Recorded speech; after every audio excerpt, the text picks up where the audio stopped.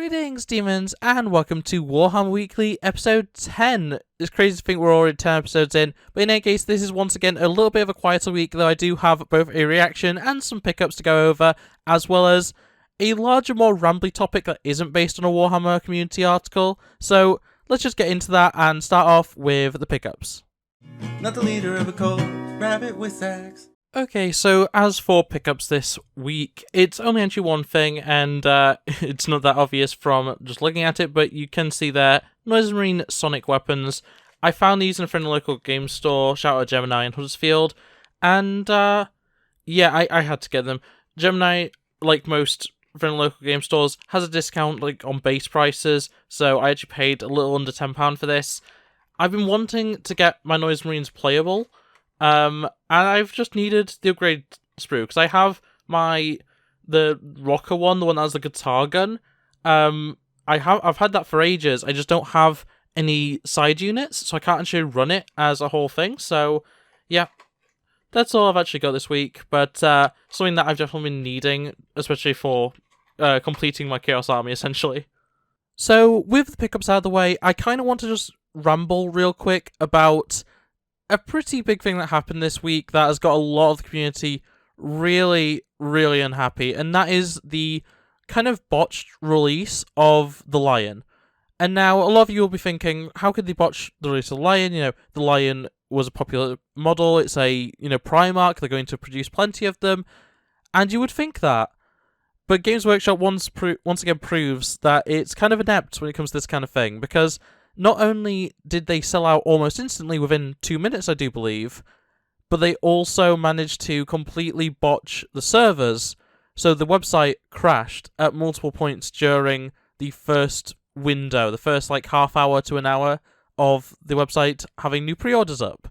And right now, as recording, the only one of the new models to, at least for 40k wise, to not have sold out is Vashtor, which, it's cool that Vashtor has managed to stay in stock. I don't know whether that's due to popularity or due to them actually producing enough of him that it's not an issue, but every Dark Angels character that was released has sold out now, and it's kind of ridiculous. As I say, the Lion is the main one for me.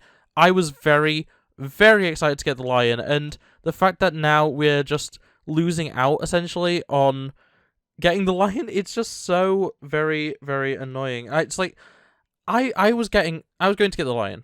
Regardless of anything, I was going to get the Lion, but now I can't, and it's just kind of annoying. As of recording right now, when it comes to the pre-order screen, it's basically saying that only the Leagues of Votann, Boarding Patrol, and Vashtor the Archfane models are actually available, because Commander Dante is out of stock, Azrael Supreme Grand Master is out of stock, of course, the Lionel Johnson and Retinue is also, well, the Lion and Retinue, should I say, is also no longer available, and that was a limited release. That is not going to be available until, well, ever. That is just done now. Same with the Boarding Patrol Agents of Imperium, which, if you've been following whatever episode it was that I spoke about that Boarding Patrol, I was extremely excited for, and now I can't get it, so I'm hoping that I will be able to get the Agents of Imperium from a different site at some point, though right now nowhere seems to have it in stock, and that's the issue across everything here. You can get Vashtor, who I personally think is a little bit overpriced, and then everything else, which I actually don't think is overpriced. I don't think Dante or Azrael or even the Lion and Retinue were even close to overpriced. I think they're all really good value, especially the Lion and Retinue is £65. I don't know what that translates to in dollars, but £65 is far, far under what I thought the Lion was going to be going for. I thought it was going to be 90 default for just the Lion, so getting the Lion plus some Blade Guard for 65, that was amazing. But yeah, as I say, the Lion sold out in about 2 minutes. Dante and Azrael, they lasted a little while, but within a few hours they were both gone. Vashtor's remained, Leagues of Votann Boarding Patrols remained, but let's be honest, most people that care about Leagues of Votann already have all those models, and then the Agents of Imperium box sold out instantly, and this is annoying on so many levels. A lot of people, including more lore-focused channels and creators and stuff, have really been going hard recently on Games Workshop for making the entire pre-order experience just kind of terrible, and I have to agree with Luton here of a pre-order is supposed to give you bonuses, or is supposed to guarantee that you get the item, you know?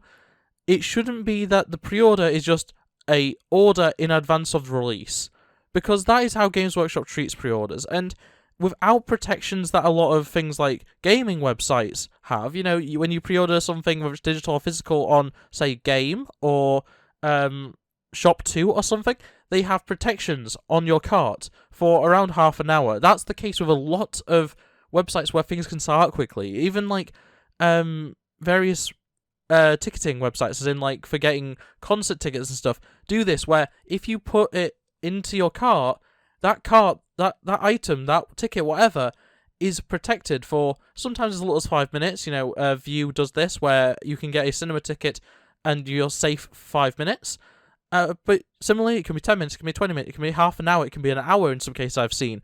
And things like this, when there are brand new models that are highly anticipated, like we have not seen the Lion outside of Horus Heresy ever, and Dante and Azrael were previously really old models that needed upgrades and are both excellent models. Them being sold out instantly is just... it's a kick to the teeth, in my personal opinion, and it's really, really frustrating to see that Games Workshop just aren't learning, because this has basically happened every single time there's been a major release in recent memory, so it's just annoying to me. I'm very upset. I am getting Vashtor. I'm actually getting from a different site just because the discount, because I think Vashtor's a little bit expensive, but in terms of the rest of them, I'm going to try and get Dante if he comes about. And the Lion, I'm just going to have to wait until his full release, which should be in a week or two. And otherwise, you know, Azrael, love Azrael, but I'm not going to be getting most likely. And yeah, that's really how it works out. I was really looking forward to this release.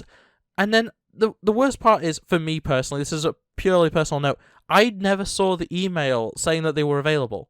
And according to a lot of people, the email went out so late anyway that you wouldn't know. But even as someone who does follow Warhammer community and stuff like that, I would have completely missed, in fact I did completely miss the release of these pre-orders. When I first got there, I had the option for Commander Dante and Vashtor. That was it, everything else was sold out. And when Dante is a model I do like, and I do want him, but I'm not overly eager for him, it's just kind of annoying that it was him and Vashtor, who I think is expensive, that I had the options of. But yeah, this ramble has gone on far too long, so let's get into the actual main topics, and hopefully be a little bit happy about it, because this is a quiet week, but a much better week than last week. And starting off, we've got a brand new trailer for Warhammer 40,000 Boltgun, which is like a Doom-like game. It looks really, really fun, and I've already recorded a trailer reaction, so I'm going to play that in just a little moment. But overall, the new Boltgun trailer and everything Boltgun related that we've been seeing, it's just so great. I'm really, really enjoying it all. The actual article that I'll have linked in the description below goes over the voice actor for the main Space Marine character that you'll be playing as, which is really, really cool. And just overall, I'm so excited for Boltgun. It's going to be such a good game, and yeah, let's just roll that reaction. Okay, Boltgun trailer. Let's have a look at what this is going to be showing us. Okay. Oh, the gore in this is amazing. Like, honestly, it's obviously a Doom clone in a lot of ways, but like, it looks so good in terms of the, like, all the visual effects are so good on it. Oh my. It's just, it's such a retro... Oh, is that a, oh, we've got the Lord of Change as well. We have a lot of different stuff there. Okay. Let's just mute this real quick for a quick run through. So yeah, we're just seeing a lot of the same, really. A lot of different demons, a lot of different cultists. Both the I can't remember what the Nurgle one's called, but like both that and the Lord of Change. That's so cool. Like having those as just like presumably like pretty standardized enemies is really, really cool. But yeah, that is the new trailer for Boltgun. It looks really, really good. I'm really looking forward to this. It's definitely going to be, at the very least, it's going to be background gameplay for this. As in, for future when it's out. But yeah, no, I might legitimately do a Boltgun series. It just looks so good. So there we have it. That is my reaction to Boltgun, and yeah, I'm really excited to actually play it. I don't think it said it in the trailer, but it will be coming out on May 23rd, so not too long now, and I'll be playing it personally on Steam.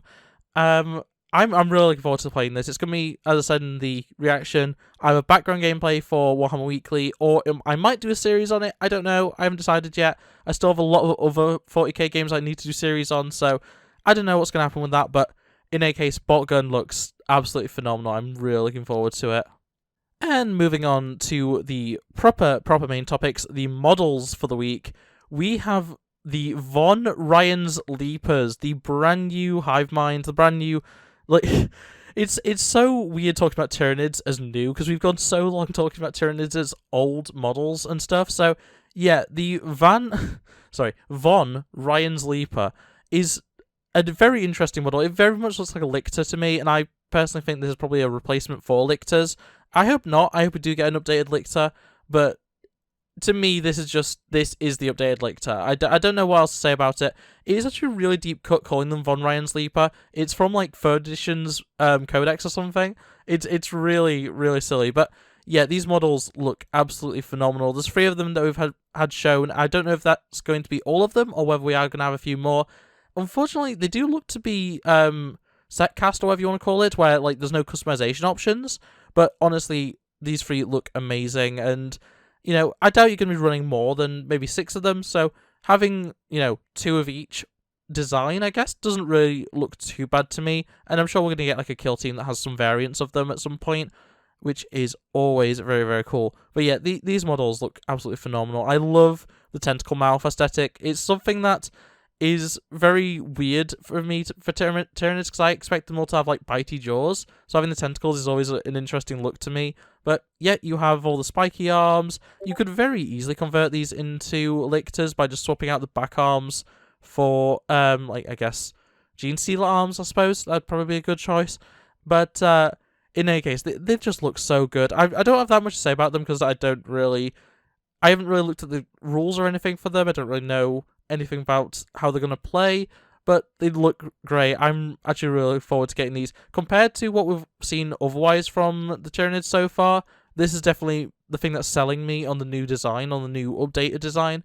And yeah, I'm really looking forward to actually getting these in hand. I'm hoping, fingers crossed, that we'll actually get one of these as a monthly model. I know it's unlikely, because we're probably just going to get one of the standard, the regular Hormagaunts or whatever as like the monthly model, but I'd really like to get one of these just to see what they're like in person. That'd be really cool. Maybe like maybe a unique sculpt or something. They've done it before with monthly models. So yeah, in any case, that is Von Ryan's Leaper. I really do like this model.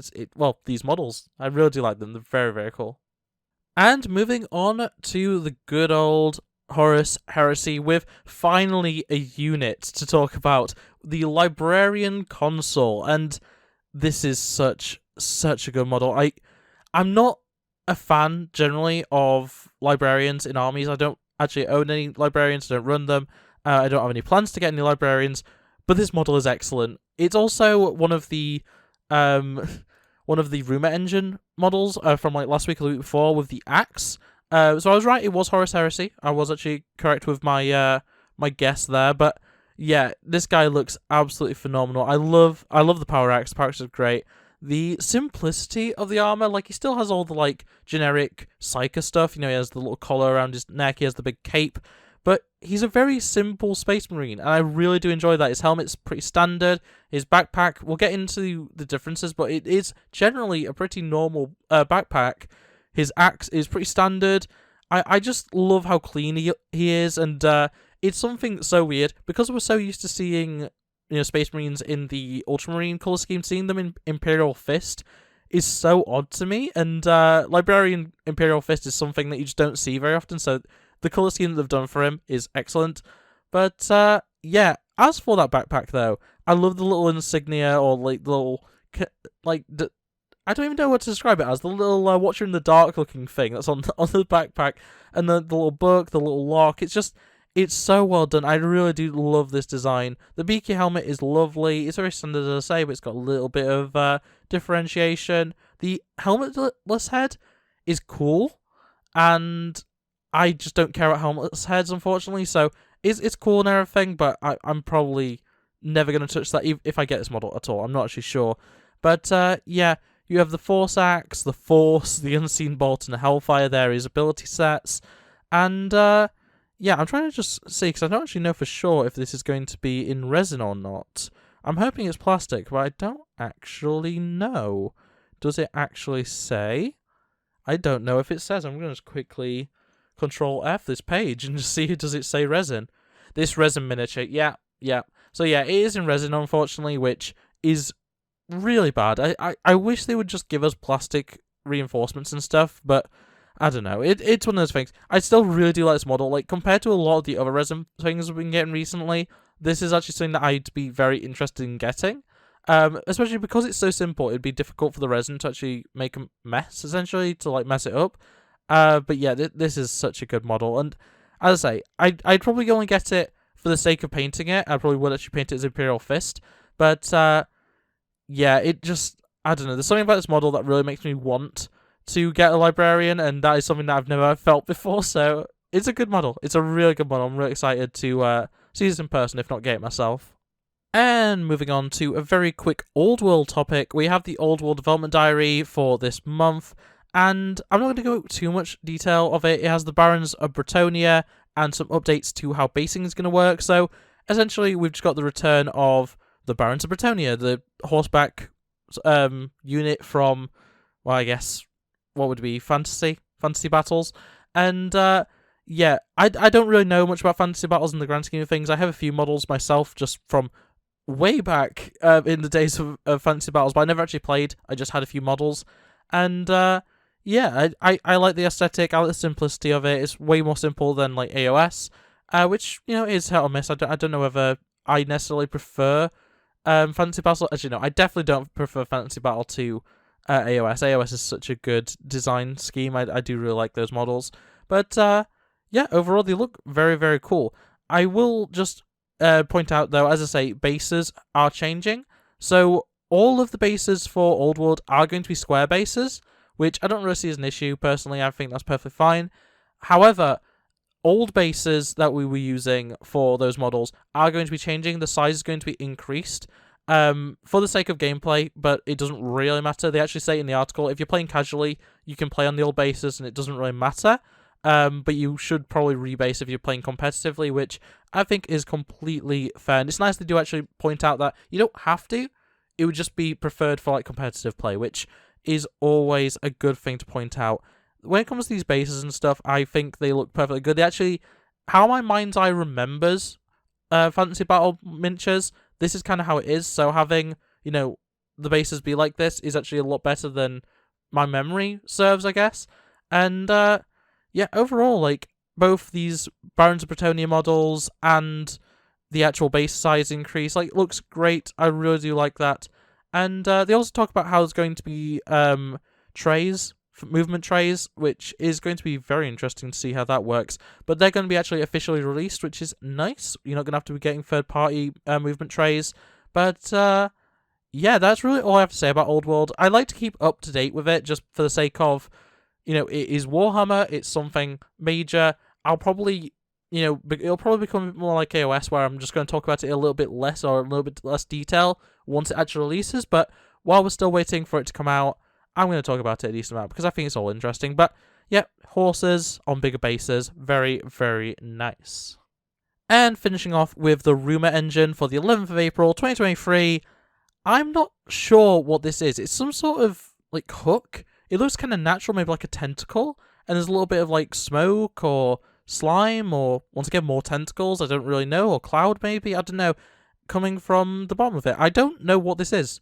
I'm assuming AOS, just because I don't see how this could be anything 40k related, but other than that, I don't really have any idea. Maybe Gravelord? Is that what it's called? Night Stalks? I don't remember. One of the Death factions, maybe? I don't actually know. Maybe Seraphon related, potentially. This could be like the tail of like a dinosaur for all I know. I don't really know. But yeah, it's interesting to say the least. I don't really know what to take of it. It's a thing that I'm sure we're going to see in a model very soon, because a lot of these room engines are getting resolved like within 2 weeks recently, so would not surprise me if we see this very, very soon. But yeah, some sort of hook tentacle thing is interesting. I've got to say that. But yeah, that is going to be it. So for this video, that is going to be the end of it. So I hope you enjoyed. If you did, make sure to like it, subscribe if you're new to it, and ring that bell so you never miss an upload. Otherwise, comment below what do you think of all the different topics. Do you like the new Horus Heresy stuff? I really like their Librarian. When it comes to the Tyranids, are you a fan of them? I really like these von Ryan's Leaper models. They just look really cool to me. And what do you think about Boltgun? And what do you want to see in terms of content from that? Do you want to see a series?